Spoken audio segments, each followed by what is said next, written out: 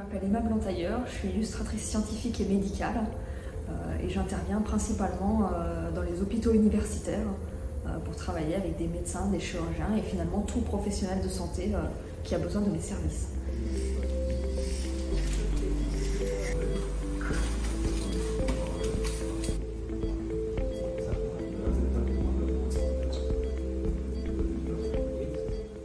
Nous sommes à l'hôpital Necker Enfants Malades à Paris. On est là parce que je suis présente sur une intervention où je dois observer ce qui se passe pour créer un petit peu le mode d'emploi de cette opération.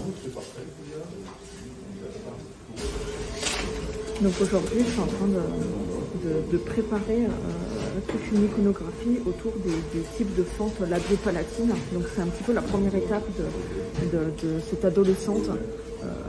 Elle avait une fente labiopalatine et aujourd'hui elle est traitée pour une rhinoplastie. Donc c'est lié à cette pathologie qui en fait déforme le nez. Mon métier consiste à produire des images didactiques et pédagogiques. C'est vulgarisé par le dessin, parce qu'on sait tous qu'un dessin, ça vaut un grand texte de 1000 mots. Voilà, c'est beaucoup plus facile par un dessin de comprendre les enjeux, ici par exemple d'une opération chirurgicale. Pour les étudiants en médecine, ça peut être voilà, comprendre pas à pas vraiment les étapes de cette opération pour pouvoir ensuite les reproduire.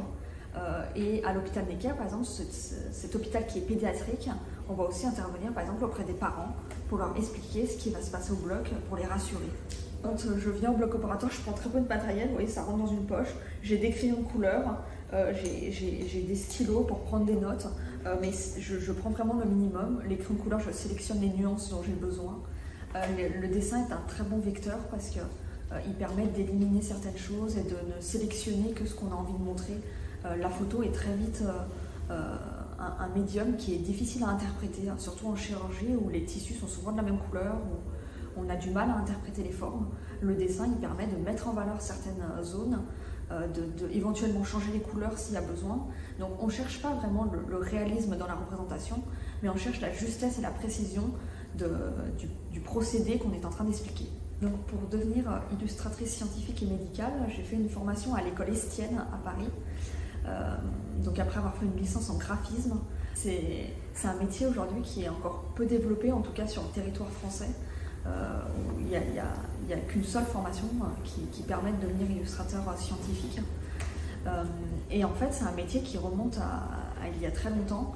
Déjà, à l'époque de la Renaissance, Léonard de Vinci a commencé à initier ce travail. C'est un métier extrêmement riche. C'est passionnant pour moi, j'apprends beaucoup de choses chaque jour et chaque projet est unique. Donc c'est un métier qui est rare et qui est passionnant.